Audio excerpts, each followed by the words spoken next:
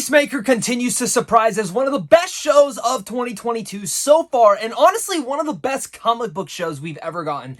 This show is firing on all cylinders for me, and today we're talking about episode 5, Monkey Dory, which has a giant killer gorilla, which for a second I thought was Gorilla Grodd, and then I put it together. Maybe it's like an Easter egg to him. I don't know. But we're going to be talking about this episode in full spoiler details, guys. But the most important part about all of these episode reviews I do is getting your guys' theories, your comments, your thoughts down below in the comment section. So leave a comment. What are your guys' thoughts so far on the episodes? And in general, are you loving this show just as much as I am? Or are you disagreeing with me? Let's have that great conversation. As well as hit that like and subscribe button so we can keep talking movies and TV over here on a daily basis. Because if you're a geek, you are in the right place. Because I'm a damn geek too. So, starting with this episode, this kicks off everything that we saw. We found out that, hey, he is truly a butterfly. Yes, he is. We know he is now. And the definitive everything of how that is going to come out to be. This episode came down to a lot of fun. Our team is going on a mission. The FBI is coming up on John Smith's head. And now his dad is breaking out of jail, supposedly because now they know the fingerprints and who they are leading to. Now, this episode does open up and there's a lot of fun aspects to it. And one of the things I really do want to give this episode to where credit is due is, again, the humor that is written out of here. One of my favorite jokes in this entire thing is when they're going over and having the presentation, and every joke in there was hilarious. When freaking Peacemaker, John Cena, his delivery is so well done in there. When he's just firing on all cylinders, he's naming every single character or actor or actress that he could have picked over his dad, and I thought that was absolutely funny. And again, just in the way that they're roasting the PowerPoint was absolutely hilarious, and I ate it all up. Adding in there as well, I also do love the dilemma, or not the dilemma, but pretty much the dynamic between Peacemaker and the rest of the crew, and in general, how they are growing together each and every episode, because as they're going on this field trip, they're going on there, Vigilante is a part of them, and when they're all picking their weapons, like, do you really need the shotgun? Do you want the chainsaw? Foreshadowing what could possibly be happening later in the episode. Those are moments that I absolutely just have such a blast with. And of course, when they go into this thing, when Peacemaker puts on the new helmet and it's X-rays vision, first off, he blows the lady's head off. And I was at first shocked.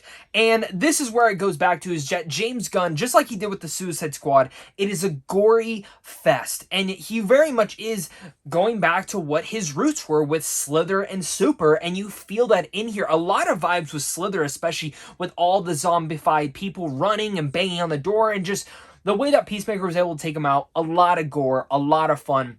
One of my favorite things in there is when he has the grenade attached to the tank shell and he throws it. And I'm thinking, oh, is it going to blow up? Boom!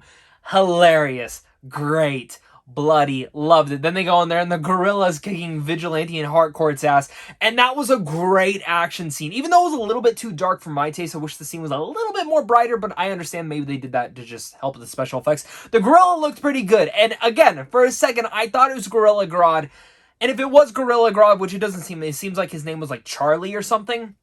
Friggin', it comes in, brr, or Diebeard, however you want to call him, cuts open, kills the gorilla with the chainsaw, pretty much getting Peacemaker's respect in that whole thing and having him forgive for what he did for his father, which was just an awesome scene. Again, them celebrating the music, everything in there just gets you so hyped, just as well as the intro does. I love the intro, the dancing, the music, everything for it works wonders. And for me, I love that entire sequence. It was so much fun, and it just seems like every episode gets better and ups the ante more with the action, while as well as developing the characters as actual characters, as this squad. And of course, when Harcourt makes the group chat and all that, it's sweet in its nature, and they're all coming together. And for me, having that one scene between Peacemaker and Amanda Waller's daughter as they're having their drinks, and of course she does hide the diary, for me in that moment, it was just sweet again in its nature. And that is what I like about this show. And that's what I love about James Gunn as a director and writer, is that as brutal and bloody as he can go very smart, deep, and emotional with the characters, no matter how crass it can possibly get. And that is one of the things that, again, I am very surprised by with Peacemaker. And in that one moment, I loved it. Then, of course, she goes back, and goddamn, she puts on the X-ray helmet, and right in that moment, I knew it was going to happen. She sees the butterfly in him, flips out, runs out, and that is where our cliffhanger ends for this week's episode. Breaking my heart.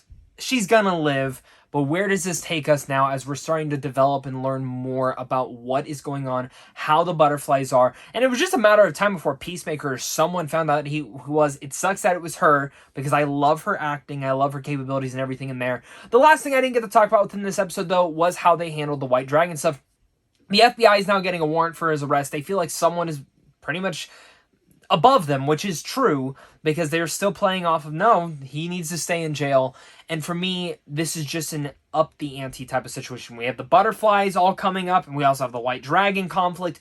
All of these are building up to a very smart and climatic finale, which I'm really looking forward to.